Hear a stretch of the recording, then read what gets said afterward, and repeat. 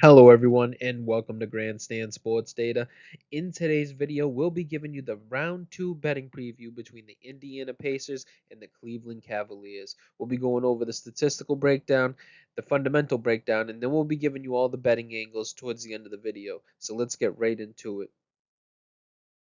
Okay, so let's move on to the statistical breakdown here. You can see, let's start with the offensive strengths of the Indiana Pacers. They're fourth in the NBA when it comes to effective field goal percentage, then fifth in the NBA when it comes to turnover percentage, and then ninth when it comes to offensive rating. So that's telling you they're efficient and careful with the ball. That's how they get most of their points. Uh, Weaknesses, one of the worst in offensive rebounding. That's 29th in the NBA. They're one and done when it comes to their shots missed. Can't really get those rebounds or putbacks. It's usually a telltale sign of a team who's taking a lot of outside shots. Uh, their defense slightly below average, with tied for 13th in the NBA with poor rim protection. You can see they're 19th in terms of their effective field goal percentage allowed. So, very middle of the road defense. Now moving on to Cleveland, they're an offensive juggernaut, right? First in the NBA when it comes to offensive rating, also effective field goal percentage, and then top three when it comes to turning over the ball. So they take great shots and don't waste their possessions.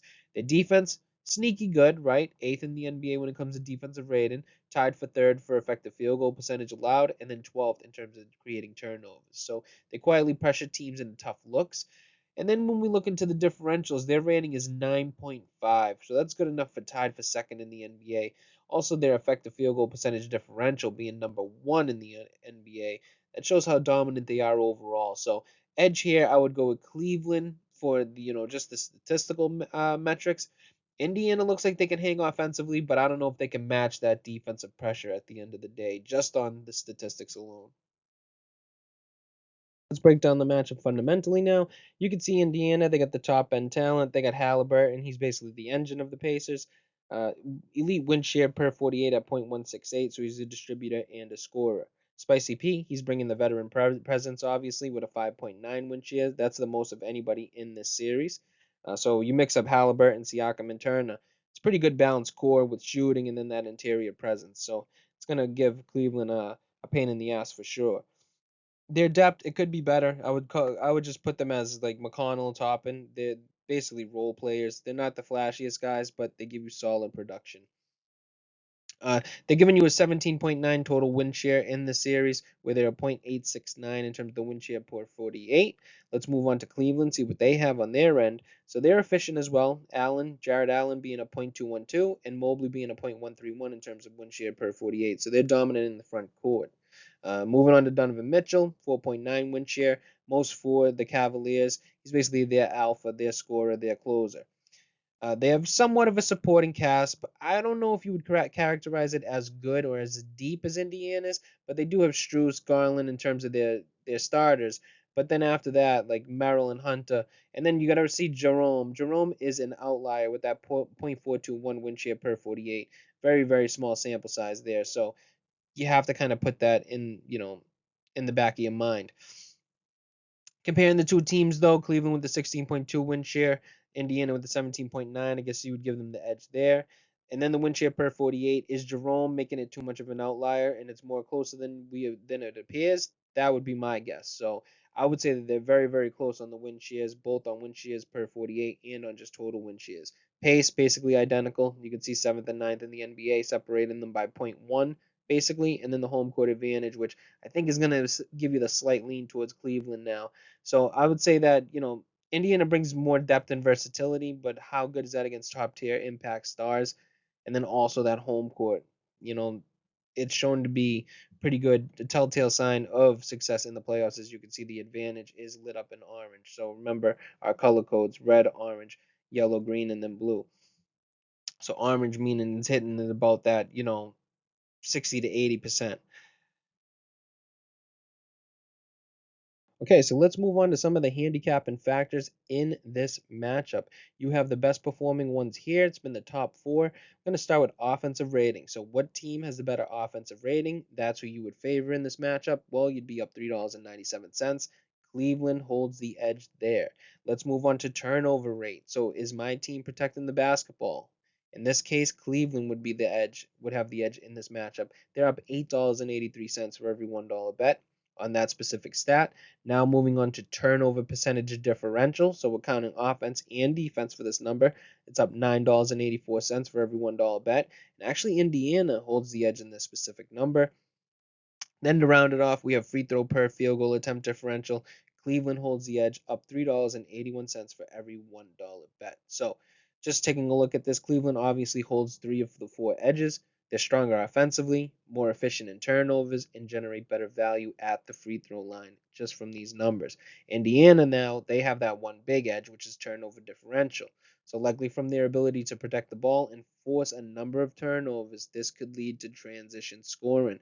Could actually lead to some big numbers too, like betting the over. So just take a look at that. So what is the value getting here? I would say that Cleveland dominates in offensive efficiency, obviously, and in control, where the turnover edge, that's going to go towards Indiana. So just like I said, maybe look at those totals in the game.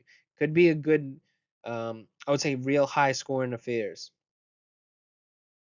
Moving on to some of the spread betting trends in this matchup, you can see from Cleveland, they're one of the most profitable against the spread teams this year. That black line, it steadily trends upward with a few dips right here towards the middle, and then starting to consistently move up. So it looks like the market is consistently gauging them correctly since all of their lines are coming together and they are sticking within basically that range. Indiana on the other side, they've been just basically bleeding you money this whole year. Starting off at basically game 55, they were up at one of their highest peaks. And then moving on to game 60, they got to their highest, but then have absolutely fell down a cliff. So just my takeaway, if you're deciding on a spread bet, the clear trend leans towards Cleveland in these matchups. While historically betting markets undervalue Cleveland or overvalue Indiana, and the line hasn't caught up to that reality. So that's the consistency that you're seeing on spread bets. Now moving on to the money line trends. You can see Indiana has been a hidden value on the money line. While not as dominant outright as Cleveland, their underdog pricing has delivered higher payouts. You can see that explaining the stronger ROI.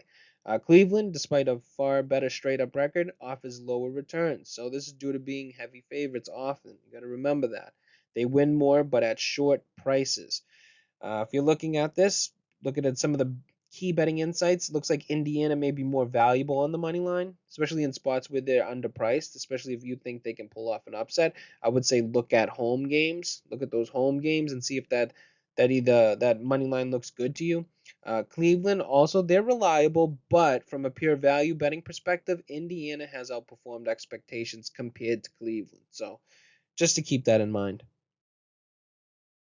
Okay, now let's take a look at the series betting lines. As you can see, the Indiana Pacers, they're a plus 2.5 dog when it comes to spread, so covering the series.